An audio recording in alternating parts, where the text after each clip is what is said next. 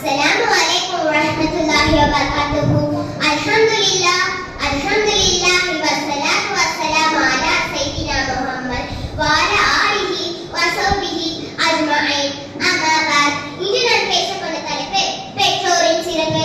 قال الله تعالى في القرآن الكريم أعوذ بالله من الشيطان الرجيم بسم الله الرحمن الرحيم وما أرسلناك إلا رحمة للعالمين.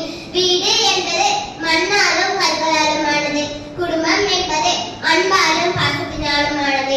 இன்று அந்த பாசம் கொஞ்சம் கொஞ்சமாக மறைந்து விட்டது. குறிப்பாக பெற்றோர்களிடம் காட்டும் அன்பு பாசம் இல்லாமலே போய்விட்டது. நன்கு படித்து நல்ல வருமான செல்வர் செழிப்புடன் மதிப்பவர் அதுக்கு காரணம் தன் பெற்றோர் தான் என்பதை மறந்துவிடுகிறார். பெற்றோரை அன்போடு பார்த்தாலே நம்மை கிடைத்துவிடும் என்று நபி ஸல்லல்லாஹு அலைஹி வஸல்லம் சொல்லியிருக்காங்க.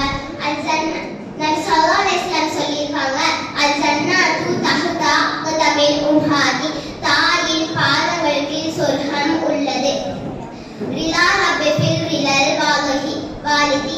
அல்லாஹ்வின் பொருத்தம் தந்தையின் பொருத்தத்தில் உள்ளது.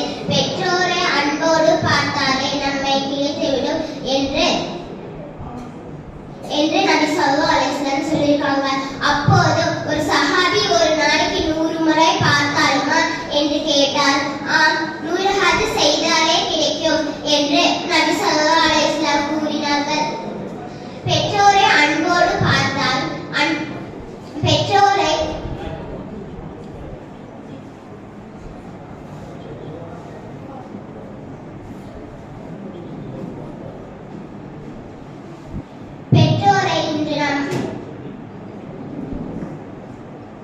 பெற்றோரை இன்று நாம் மதிக்காமல் அவர்களுக்கு கட்டுப்படாமல் நடந்து கொள்கிறோம். இது எவ்வளவு பெரிய குற்றம் என்பதை நாம் புரிந்து கொள்ள வேண்டும். பெற்றோரின் அந்தஸ்தை புரிந்து அவர்கள் சொல்வதைப்படி வாழ்வோம். அதன் மூலம் சுகுணத்தை அடைய அல்லாஹ் அனைவருக்கும் பாக்கியத்தை தருவானாக.